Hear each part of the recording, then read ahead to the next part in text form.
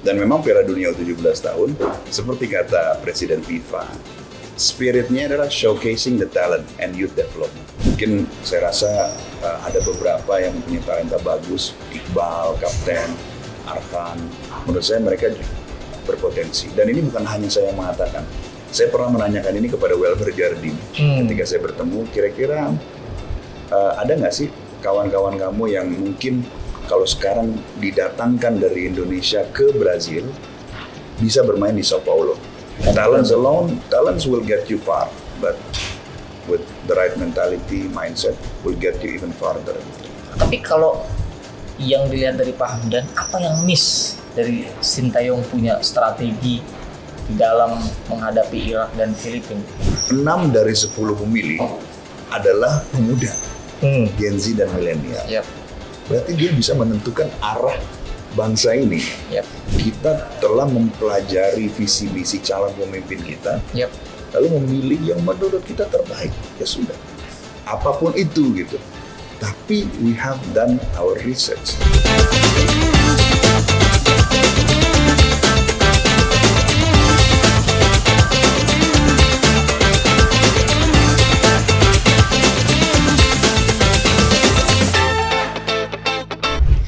Assalamualaikum warahmatullahi wabarakatuh. Selamat datang di obrolan Sultan di channel YouTube inlah.com. Kali ini kita kedatangan tamu spesial, tenaga ahli khusus ini Menpora, Pak Hamdan Hamedan. Assalamualaikum Pak Hamdan.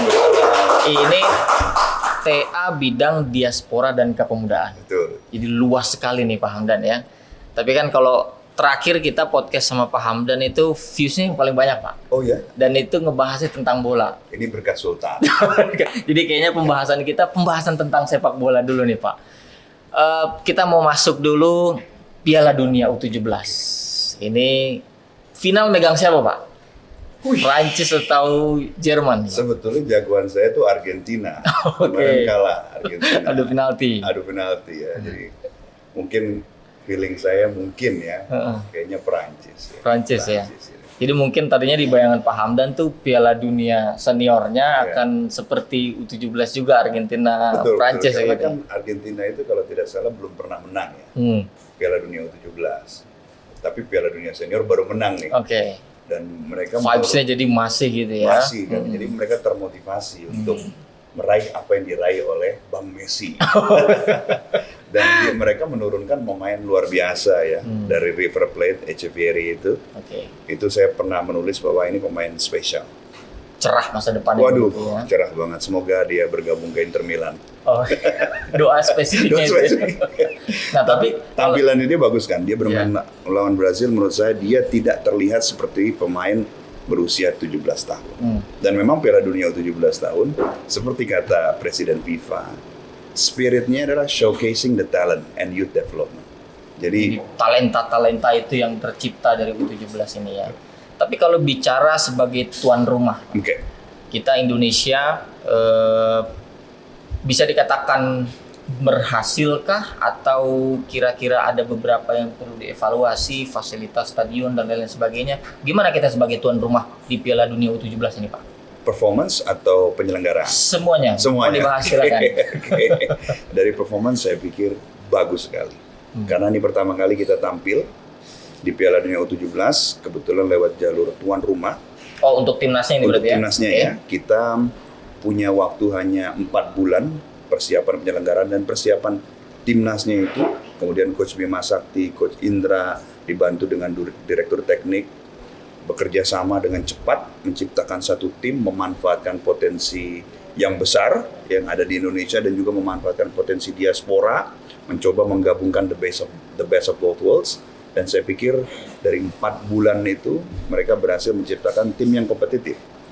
Mereka berhasil mengambil poin dari Ekuador U17.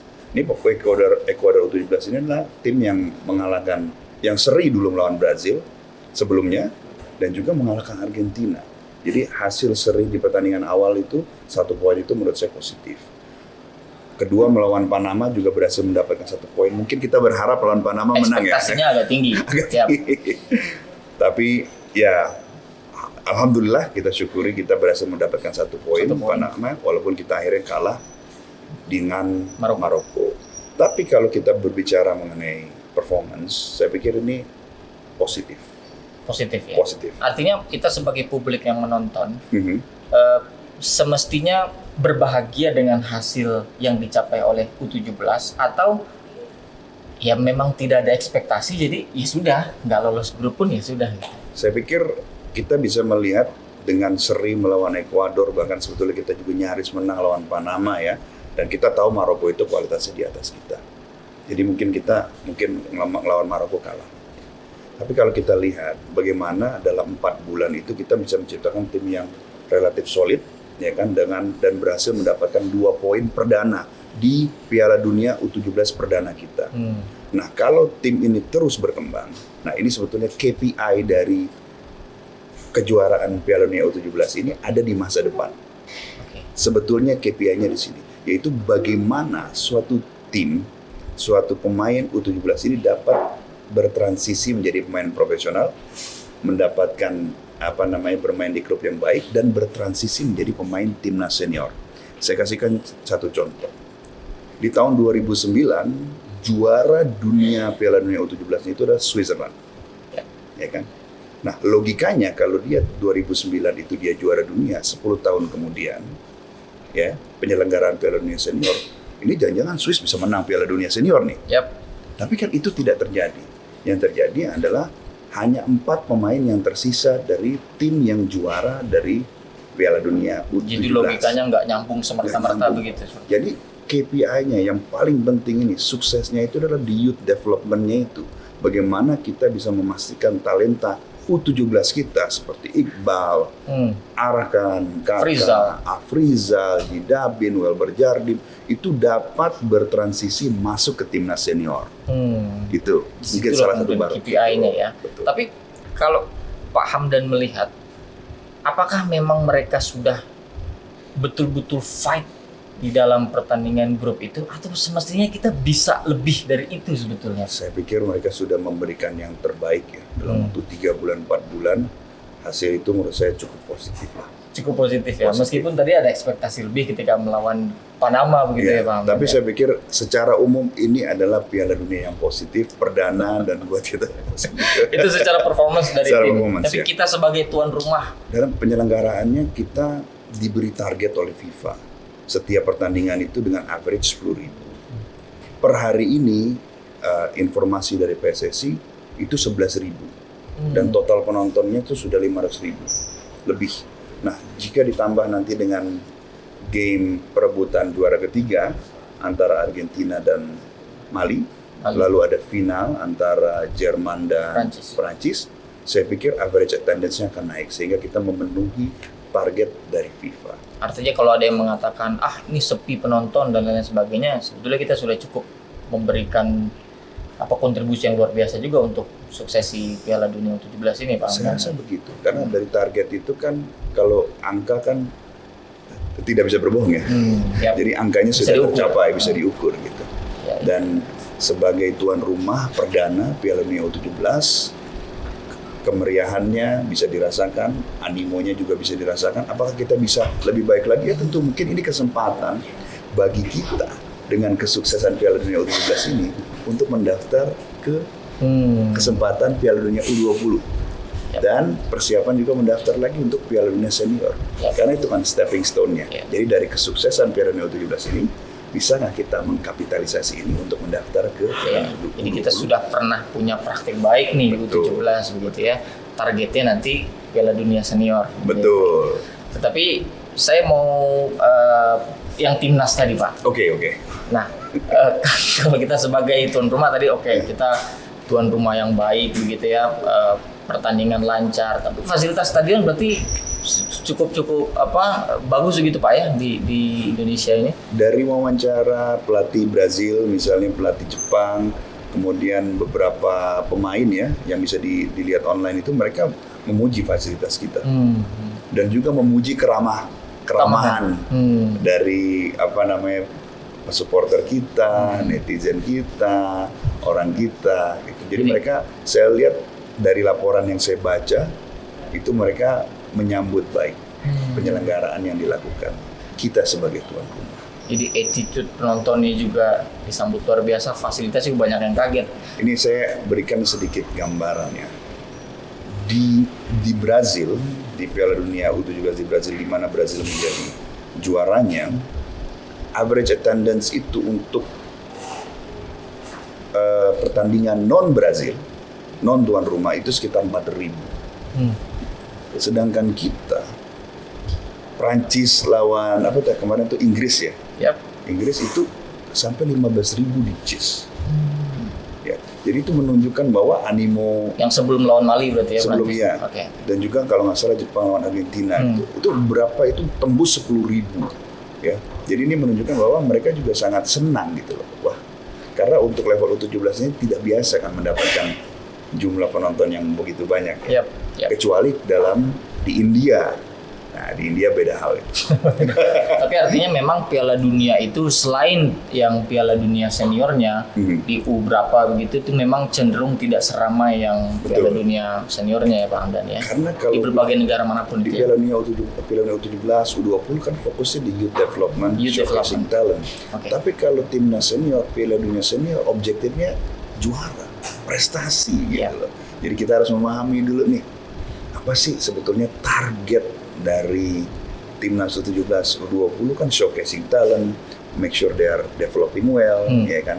Itu fokusnya gitu.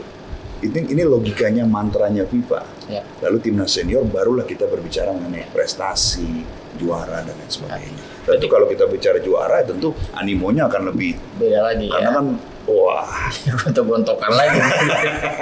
semua ingin menang kan? Ya, berarti kalau soal performance berarti memang yang harus kita lihat ini jangka panjangnya Jangka untuk panjangnya. 17 timnas ini Pak ya. Tadi kan saya sebutkan yang Swiss ya itu ya. Saya sebutkan lagi contoh Amerika. Amerika itu timnas Amerika yang bermain di Piala Dunia U17, kemudian pemainnya itu akhirnya main di Piala Dunia senior, itu hanya 30%.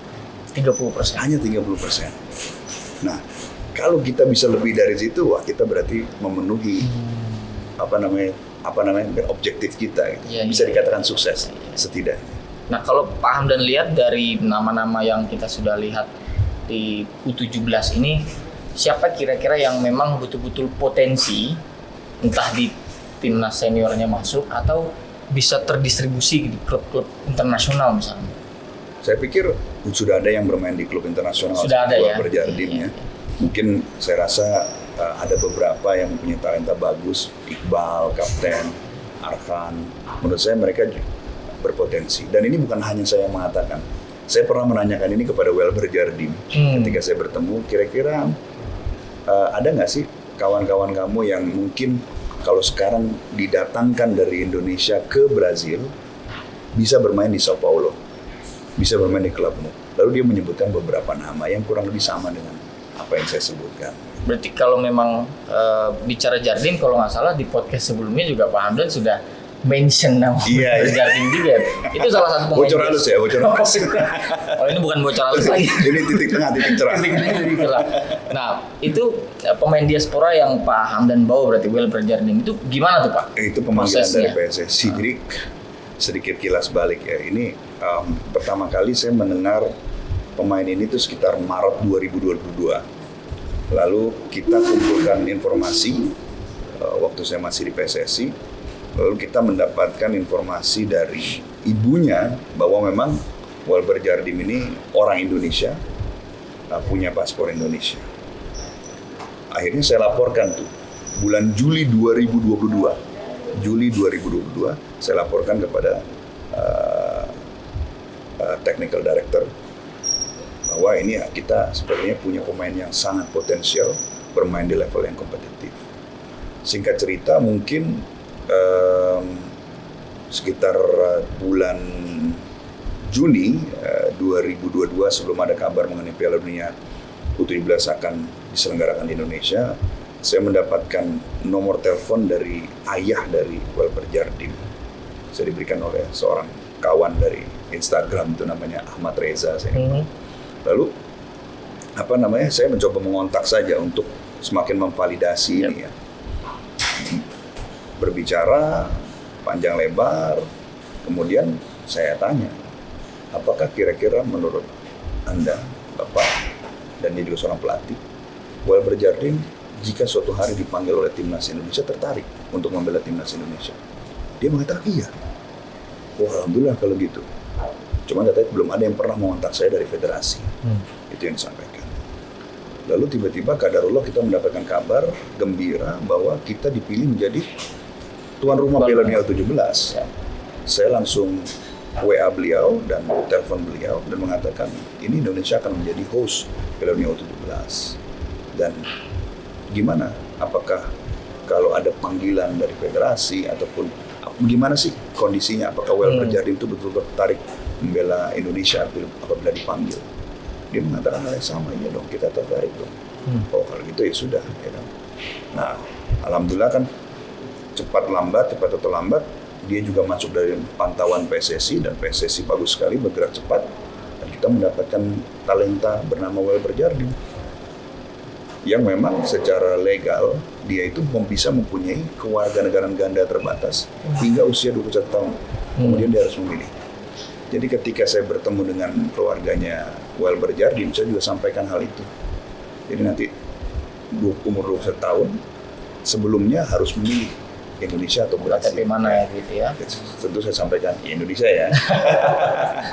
Saya juga joke juga gitu ya. Apa namanya? Saya kasih joke sedikit lah. Nanti kalau Brasil nelfon kamu jawabannya apa? Saya sudah pemain Indonesia. Sedikit bocoran aja. Berarti memang harus segera targetin udah KTP Indonesia aja. Bentar lagi bisa punya KTP kan? Nah, tapi memang itu kan salah satu dari beberapa pemain diaspora. Tapi ada beberapa pemain diaspora yang justru dinilai agak kurang perform di U17 ini nih Pak. Gimana menurut Pak Hamdan? Saya pikir Welber bermain bagus ya dalam konteks ini. Mungkin yang kita belum terlalu melihat banyak Amer ya. Saya pikir dalam beberapa menit dia juga bermain bagus. Secara umum saya pikir timnas kita bermain baik di U17 ya. Secara umum collectively karena melihat ini kan sebetulnya tim yang betul-betul baru diracik pada saat mau Piala Dunia ya Pak ya. Betul. Kompetisinya belum tercipta sehingga talentnya itu kita belum bisa ambil secara tiba-tiba. Nah, tapi ini luar biasa dengan waktu yang singkat berarti Pak Hamdan. Betul, menurut saya sangat positif dengan waktu yang singkat Coach Bima berhasil menciptakan tim yang solid. Karena kan yang memenangkan itu bukan individu tapi tim kan. Kalau kemudian kita melihat masa depan dari pemain-pemain di U17 ini, tentu kan bukan hanya permainan ya Pak ya, attitude juga kemudian karena banyak yang mengkritik juga contoh Arkan Kakak waktu atau ngegolin langsung joget-joget gitu. Nah itu apakah sepenting itu juga untuk memperhatikan? Saya mana nggak tahu. Nggak tahu. Tapi saya pikir begini, dalam aspek sepak bola modern kan mentality is almost as important, bahkan kadang-kadang more important than your talent ya. Karena kita tahu bahwa banyak pemain-pemain yang mungkin talent wise itu nggak sehebat Messi lah gitu, tapi dia bisa sampai ke puncak karir mereka. Mungkin saya kasih contoh kayak Thomas Müller. Thomas Müller itu talentnya itu tidak seperti Messi, tapi work ethic, attitude dan lain sebagainya itu luar biasa. Bahkan dia sampai menciptakan posisi sendiri itu dalam sepak bola, ram de tour apa istilahnya. Itu menunjukkan betapa seorang Thomas Müller yang mempunyai dedikasi, determinasi, mentality yang betul-betul mentality juara ya, bisa membuat dirinya menjadi pemain world class dan menang Piala Dunia. Jadi segala hal itu harus dipikirkan. Talents will get you far, but with the right mentality, mindset will get you even farther. Itu yang harus dijaga persepsinya ya. Jangan cepat ini Piala Dunia U17 tentu berpartisipasi di Piala Dunia U17 adalah suatu capaian yang bagus, ya kan? Tapi this is not over. Ini masih ada step-step. Justru ini titik berangkat dari mereka yang bertalenta tadi Pak ya. Piala Dunia Senior kan? Piala Dunia Senior. Goalnya, gitu kan? Nah, kalau kita bicara tadi U17, tapi kan yang berdekatan dengan itu kita juga melihat pertandingan timnas senior. Yang tim racikan dari Sintayong ini kita sudah melihat 2 pertandingan melawan Irak 5-1 dikalahkan, Filipina seri. Apa komentar Pak Hamdan atas 2 kekalahan ini? kita bisa melihat sesuatu tuh half empty atau half full ya. Mungkin kalimat pertama masih ada harapan. Masih harapan. Harapannya di mana gitu Yap. kan. Nah, oke, kita hitung-hitungan. Kita butuh berapa poin sih untuk bisa lolos ya? Ya mungkin kita butuh 9-10 poin ya. Nah, itu poin itu didapatkan dari mana? Itu pertanyaannya kan. Rumusnya seperti apa? Rumusnya seperti apa? Berarti kita bulan Maret ketika kita menjadi tuan rumah melawan Vietnam, itu pertandingan yang harus menang. Itu 3 poin yang kita butuhkan. Jadi, Lawan Vietnam tuh harga mati harus harga menang. mati. Lalu kemudian away melawan Vietnam lagi Juga harus menang. juga harus menang. Yap. Lalu home melawan Filipina harus menang. Hmm. Ya kan? Nah, itu kan 9 plus 1 10 poin. Yap. Nah, ini ada kemungkinan lolos. Jadi Kalau masih ada. misalnya kita plus seri juga lawan Irak, alhamdulillah. Alhamdulillah. Gitu kan. Nah, ini berarti kan memang tantangan besarnya. Ya, kita akui kita harus betul-betul give everything. Yep. Karena ini do or die. Gimana caranya mendapatkan 9-10 poin tersebut? Kita harus lakukan itu. Itu judulnya masih ada harapan. Masih Tapi kalau kita evaluasi dari 2 pertandingan kemarin, Pak, karena kan tentu kita melihat sepertinya nih timnya juga kita kenal gitu, orang-orangnya dari Sintayongnya juga sangat bagus dari sisi formasi pemilihan orang-orang. Tapi 5-1 di Irak, kemudian seri di Filipina itu gimana Pak kira-kira Pak kita harus menilai 2 pertandingan kekalahan? Itu kita semua pecinta timnas ingin timnas setiap kali main menang ya. Yap. Ya, tentu. Nah, mungkin saya melihatnya ini saya mencoba untuk optimistis. Ini mungkin tim kita lagi underperform. Oke. Nah, sekarang looking ahead. Ini kita ada berapa bulan? Kita ada Desember, Januari, Februari, Maret dan juga diselingi Piala Asia juga tuh. Yap. Ya kan, dan melawan Vietnam juga, melawan Jepang dan melawan Irak juga. Jadi ini ada repeat nih.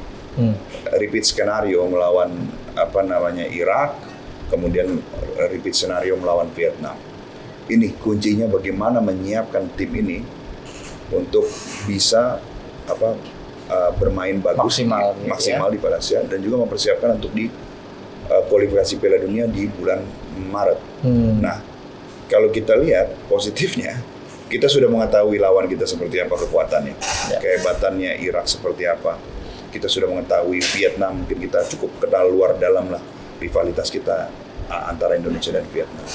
Jadi mau tidak mau ini betul-betul harus bekerja ekstra keras di Piala Asia. Kemudian di kualifikasi di bulan Maret, itu akan set the tone sebetulnya di bulan Januari itu. Bagaimana nih tim nasional, PSSI, BTN, dan semua pemainnya itu menyiapkan diri di situ. Januari, Februari, Maret. Tapi kalau yang dilihat dari Pak Hamdan, apa yang miss dari Sintayong punya strategi di dalam menghadapi Irak dan Filipina? Filipina ekspektasi kita bisa memenangkan pertandingan. Irak Irak di atas kita, tetapi sampai 5-1 yang ada gol bunuh dirinya, kemudian permainan yang tidak jalan, itu apa yang miss kira-kira Pak Hamdan? Mungkin ini pertanyaan yang lebih cocok ditanyakan ke pelatih. Sebagai ahli lah. Ahli. Oke, saya bisa mengatakan bahwa underperform. Ya, underperform. Oke. Kemudian pertanyaannya 2 hal itu seperti yang Mas Sultan sampaikan. PR itu bagaimana supaya passing distribution-nya lebih bagus lagi, kemudian mengeliminasi kesalahan-kesalahan yang Itu bisa. dia. Itu saya pikir PR besarnya. Saya menonton pertandingannya ya Pak ya, dan kesalahan-kesalahan itu juga kan komposisinya ada pemain naturalisasinya juga, pemain diasporanya juga lumayan banyak. Apa Pak? Grogi atau gimana Pak ya kira-kira ya Pak ya? Karena banyak dikritik nih kan, ini udah pemain diaspora ada juga masih terbantai 5-1 gitu Pak. Jadi ini memang sepak bola itu permainan tim kan. Jadi tidak 1, 2, 3 gitu. Bukan penyebab utama. Bukan penyebab utama. Memang ada kesalahan yang terjadi, blunder, ya kan. Ada gol bunuh diri. Tapi saya melihatnya ini, kita akan bisa evaluasi ini ketika kita sudah melakoni semua laga ini nih.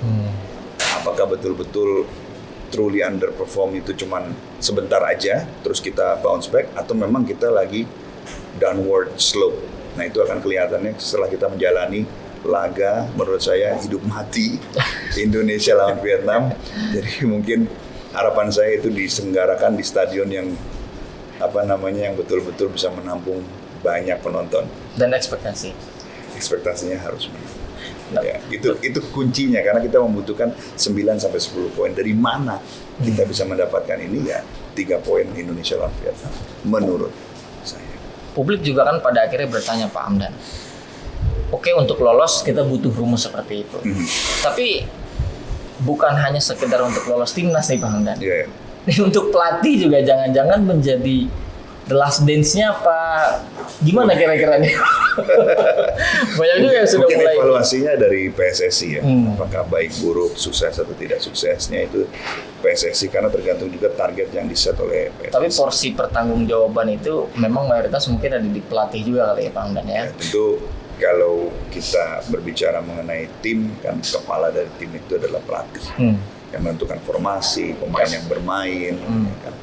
Kemudian apakah lebih memilih ofensif, defensif, counter attack dan sebagainya itu kan pelatih. Artinya dari hasil tapi sebetulnya kan tiap pelatih bertanggung jawab. Tapi kan juga itu juga distribusi tanggung jawab juga ada. Pemain juga perform atau tidak. Tapi memang mau tidak mau memang di situ pelatih berperan besar. Dalam menentukan membentuk suatu tim, merumuskan formasi, menentukan pemain yang bermain siapa. Artinya lolos tidaknya timnas hari ini akan tapi saya masih optimis. Nggak, tapi pertanyaan saya lolos tidaknya timnas ini kira-kira berpengaruh atas lanjut atau tidaknya Coach Sintayong itu mungkin yang bisa menjawab adalah PSSI. Kalau menurut Pak Hamdan? Saya I still believe masih trust the process saya. Walaupun ya Bismillah lah. Bismillah ya. Tapi memang masih optimis kalau Pak Hamdan. Ya. Saya memilih untuk optimis. Apa kira-kira yang mesti? Ya, saya pikir ya mungkin saya melihat bahwa ada beberapa koreksi ya kan, perbaikan dan lain sebagainya tentu pasti ada. Tapi kan sekarang gimana bisa kita menciptakan suatu tim itu yang bermain seperti tim, lebih ngejel gitu kan. Itu kan PR besar. Iya. Apakah itu koreksinya itu dilakukan dalam bentuk PC-nya diperpanjang sehingga pemain-pemain yang dari luar, dari dalam ya kan bisa lebih memahami yang diinginkan pelatih gitu kan. Karena kan ada beberapa yang baru juga gitu kan. Dan itu lagi-lagi itu kan ini permainan tim kan sehingga semua harus bermain sesuai dengan arahan pelatih. Dan masih bisa lolos. Saya memilih untuk optimis. Kuncinya Indonesia. Dengan rumus tadi ya. Dengan rumus itu. Kan? Kalau itu semua bisa kandas berarti Pak ya kalau sudah rumusnya tidak. Karena matematika. Oke, ini saya mau beralih sebetulnya Pak. Oke. Kita bahas politik gimana Pak? Bismillah. Karena kan salah satu yang dihandle dengan Pak Hamdan juga kan terkait dengan kepemudaan. Salah satunya juga terkait dengan partisipasi politik. Anak-anak muda gitu ya di dalam keikutsertaan di dalam pemilu. Ini memang agak-agak jomplang dari bola ke politik, tapi memang dua hal ini yang seru untuk dibahas nih Pak. Kalau kita lihat sejauh mana kemudian kuantitas yang besar ini, generasi muda ini di dalam pemilu ini tertarik untuk ikut serta berpartisipasi mencoblos pada saat pemilu nanti Pak. Jadi kalau kita lihat datanya sebetulnya tingkat partisipasi politiknya di Indonesia itu sangat baik secara umum ya karena 86% orang yang eligible untuk memilih itu dari data 2019 itu kita tuh di negara keempat setelah Uruguay, Turki dan Peru. Jadi secara umum kita bagus. Nah sekarang kita pertanyaannya nih kepada segmen yang begitu besar di Republik ini disebut milenial dan Gen Z. Dalam undang-undang pemilu mungkin pemilih pemula kali ya. Pemilih pemula, betul sekali. Karena apa? Signifikan jumlahnya. Kan itu range-nya itu 53% penduduk, 53% sampai 56%. Dari jumlah 270 juta jiwa, 53%-nya berapa? 130 juta, mungkin 100 juta lebih lah pemilih. Ya. Dengan kata lain, sederhananya begini. 6 dari 10 pemilih adalah pemuda, Gen Z dan milenial. Berarti dia bisa menentukan arah bangsa ini. Pertanyaannya bagaimana cara agar pemilih pemula ataupun pemuda itu turut berpartisipasi dan betul-betul datang ke TPS. Karena itu adalah haknya mereka. Dan juga mungkin ada suatu konsep di Amerika yang saya suka adalah civic duty. Civic duty. Civic duty. Bahwa kita sebagai warga negara, kita memiliki hak, betul. Tapi kita juga mempunyai kewajiban untuk menciptakan bangsa ini ke arah yang lebih baik, ya kan? Dengan caranya apa? Memilih pemimpin yang menurut para pemilih pemula, menurut para Gen Z, dan menurut para milenial yang terbaik. Ditentukannya itu adalah di TPS. Ketika kita tidak memilih, justru kita melepas tanggung jawab kita untuk memilih orang yang tepat, berarti. Betul, karena negara kehadiran negara itu adalah menciptakan pemilu setiap 5 tahun, ya kan? Lalu haknya pemilih adalah memilih, betul. Tapi ada sense lagi. Kadang-kadang hak itu biasanya berjalan beriringan dengan kewajiban. Nah, kalau kita mempunyai sense of duty terhadap our nation, dan ini selalu diinculcate oleh para pejuang, kita harus membela negara kita. Salah satu bentuk pembelaan kita kepada bangsa kita adalah memastikan kita telah mempelajari visi misi calon pemimpin kita, lalu memilih yang menurut kita terbaik. Ya sudah, apapun itu gitu. Tapi we have done our research. Kita telah melakukan riset terhadap ketiga calon pasangan yang akan maju berkontestasi. Lalu kita memilih berdasarkan rasionalitas kita, hati nurani kita. Inilah calon pemimpin terbaik. Gimana caranya kita bisa meriset, Pak, ketika hari ini mungkin lalu lintas kabarnya itu minim sekali yang menjelaskan tentang gagasan, tapi clear gitu ya, bukan hanya jargonnya ini gratis, ini begini gitu ya, semua belanja kata gitu yang kemudian hanya kita nggak bisa membayangkan mengoperasionalisasikan gagasannya seperti apa tuh kan nggak dijelaskan. Nah itu jenis riset yang mesti kita lakukan seperti apa, Pak? Ini sedikit sekedar bercanda ya. Ada 3 hal. Otto von Bismarck pernah mengatakan orang-orang itu berbohong dalam 3 kesempatan. 3 kesempatan. 1 biasanya. Yang pertama adalah sebelum perang. Sebelum perang. Iya, sebelum perang. Yang kedua adalah saat pemilu. Ketiga adalah setelah berburu. Oh, saya mendapatkan rusa yang sebesar ini. Oh, ini ikan pancingan saya sebesar ini gitu ya. Nah, kondisi ini yang kerap. Kerap kita akan mendapatkan pemilu ini masuk. Pemilu ini juga termasuk gitu. Oleh sebab itu kita harus jadi pemilih yang cerdas. Pemilih yang mau menganalisa seperti yang Mas Sultan baru saja lakukan. Adalah menganalisa apa sih sebetulnya yang feasible dilakukan. Apa sih sebetulnya yang tidak feasible untuk dilakukan. Nah, kalau mengenai janji kampanye begini, di Amerika Serikat itu hanya sekitar 60% janji kampanye itu terrealisasi. Itu pun juga dengan ada sedikit kompromis. Karena kadang-kadang tidak semua hal itu memang bisa dilakukan di dalam tataran praktis. Di konsep bagus, tapi begitu mau dicoba direalisasikan di tahap praktis itu akan mengalami kebuntuan. Tantangannya banyak sekali. Nah, ini saya menyampaikan realita politik apa adanya. Ya. Tapi kita tetap mempunyai kewajiban untuk melakukan riset tersebut. Siapa sih menurut saya nih yang paling visible ataupun paling cukup ilmu, cukup pengalaman untuk memimpin bangsa kita? Itu. Kalaupun anak muda memilih untuk tidak memilih, Pak Hamdan, artinya dia sudah jenuh dengan ini mah partainya juga begini, ini partai pengusungnya juga waktu itu begini, semua partai ini begini. Gimana kita menjawab argumen anak muda yang seperti itu, Pak? Kalau semua anak muda berpikiran seperti itu, berarti kan mereka melepaskan kesempatan mereka untuk memilih pemimpin yang sesuai dengan kebutuhan mereka. Remember, 6 out of 10, 6 dari 10 pemilih adalah pemilih pemula.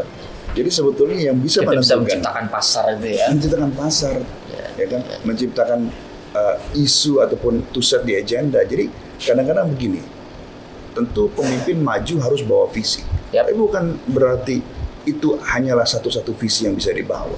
Visi bisa juga diambil dari bawah, dari kebutuhan yang ada yang disuarakan oleh pemuda dan pemudi. Oh, saya mau bahas tentang isu ini. Saya berikan contoh. Dari survei Kata Data, 60% pemilih itu Gen Z dan milenial itu suka politik. 40% kurang begitu suka politik ya, which is identical dengan 6 dari 10. Menarik sekali ya data ini. Kemudian lalu pertanyaan berikutnya, isu-isu apa sih yang disukai oleh anak-anak muda ini, terlepas apakah dia suka politik atau tidak? Isu utamanya menurut dari survei Kata Data adalah lapangan kerja. Ya kan? Kemudian ada kesehatan mental dan lain sebagainya. Nah, ini kan berarti kan ini adalah talking points yang harus disuarakan oleh calon pemimpin kita, bahwa ini loh, this is the issue that matters to the young voters. Ini yang harus disuarakan. Sejauh ini Pak Hamdan melihatnya seperti apa? Saya pikir kan pemilu masih baru mulai kampanye juga ya. Baru mulai. Tapi kira-kira itu masih muka dimah ini. Nah, isi babnya ini apa nih kira-kira? Nah, itu kan nanti pasti saya pikir mungkin alhamdulillah saya rasa kita 3 orang yang maju ini adalah 3 orang yang terbaik di negeri ini. Ya kan? Jadi kita milihnya juga enak ya. Nah, seperti milih BMW, Mercy atau Audi lah istilahnya. Selera aja berarti. Orang Perancis tuh menyebutnya embarrassment of the richest.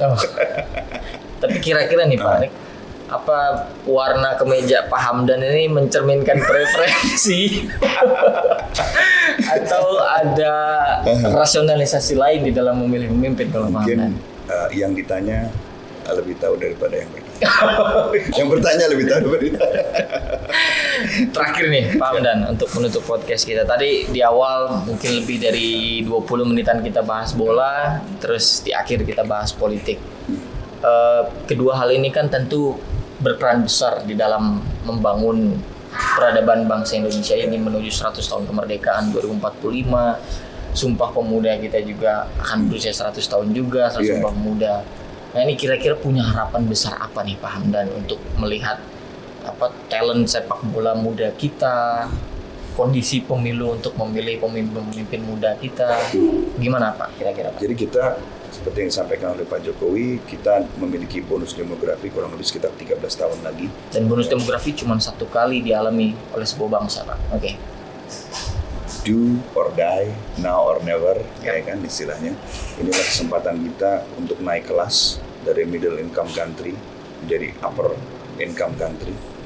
Inilah salah satu yang memang harus dilalui adalah memastikan bahwa pemimpin kita itu siap untuk mengantarkan kita untuk naik kelas tersebut, mempunyai visi misi yang jelas untuk mengantarkan kita ke sana. Nah, pemuda dengan jumlah yang begitu besar itu sudah, menurut saya, sudah tidak bisa lagi duduk di pinggir. Mereka harus duduk di depan dan harus sudah langsung terlibat. Jadi menjadi pemimpin. So, young people are no longer the leader for tomorrow, tapi the leaders for today. Harus sekarang, karena yang akan membahas Indonesia 2045 adalah pemimpin kita saat ini, pemimpin muda kita saat ini. Karena dia menentukan, dari 6 dari 10 pemilih itu pemuda. Jadi inilah saatnya sebetulnya untuk pemuda memberikan sumbangsi besarnya, lewat salah satunya tentu lewat jalur pemilu. Artinya siapapun pemimpin yang terpilih, anak muda itu punya PR banyak. Harus yang menentukan. Harus yang menentukan, karena 6 dari 10 gitu. Misalnya kita nih, inilah Bentong ya kan. Apa kita mau makan malamnya apa? Sate atau gado-gado atau apa? Kalau 6 dari 10 mengatakan sate, ya sate. Ya, itu betapa mau dominannya. Mengkonsumsi yang punya ada nutrisinya atau mengkonsumsi makanan yang buruk gitu ya. Exactly. Ya. Jadi memang punya peranan penting dan sebaiknya kita gunakan hak pilih itu untuk menyelamatkan bangsa Indonesia. Exactly. Nah, Pak Hamdan, berarti kan memang penting sekali generasi muda ini pergi ke TPS untuk memilih. Nah, tapi bagaimana nih cara Pak Hamdan mungkin di Menpora, di Kemenpora ini untuk meningkatkan jumlah partisipasi anak muda supaya memilih itu apa yang mesti dilakukan? Jadi Kemenpora itu ada program namanya Muda Memilih. Fokusnya itu meningkatkan bukan hanya jumlah, kuantitas pemilih, tetapi juga kualitas. Jadi Bagaimana kuantitas dan kualitas. kuantitas dan kualitas. Jadi kita mengajak untuk dari ceruk yang saya sampaikan itu 60% mengatakan tertarik politik dan ada 40% yang kurang tertarik. Ini kita menyemangati yang kurang tertarik ini, ya kan? Mengajak bahwa ini loh, ini kesempatan kamu menentukan arah masa depan dan untuk kepentingan kamu sendiri. Ya, karena memang ingat suatu keputusan politik itu, ya kan? Entah itu pembangunan jalan tol, entah itu LPDP dan lain sebagainya, itu bersumber dari keputusan politik dan itu berdampak langsung seperti hal LPDP kan. Ada suatu buku by Robert Caro gitu, On Power, bahkan belokan ke kanan jembatan di New York itu terjadi oleh sebab keputusan politik. Keputusan politik menentukan. Oleh sebab itu kalau yang pemuda yang menentukan, maka tentu keputusan itu akan menentukan untuk pemuda sendiri kan, ya kan? Nah, di situ di Muda Memilih kita tentu mengajak semakin banyak pemilih muda dan yang terpenting memberikan edukasi seperti halnya begini. Sekarang kan banyak survei. Yap. Kita ajari bagaimana sih sebetulnya survei itu dilakukan, bagaimana cara membaca survei yang baik dan benar, Yap. ya kan? Bagaimana sih caranya kita mengetahui bobot, bebet, visi misi pemilih calon pemimpin kita seperti apa, perginya kemana, website apa yang mungkin membantu ini loh untuk meningkatkan nutrisi dari pemilih muda agar mengetahui future leadernya seperti apa. Jadi platformnya itu melalui Muda Memilih tadi. Dan siapapun bisa bergabung. Meningkatkan kuantitas dan kualitas. Siapapun bisa bergabung. Kerjasamanya juga dengan KPU. Oke. Semoga memang cita-citanya bisa terpenuhi juga. Siap. Terima kasih. Terima kasih Pak Hamdan. Terima kasih. Ini yang kedua kalinya dan kemungkinan nanti berkali-kali akan saya undang juga nih Pak Hamdan. Siap, insya Allah.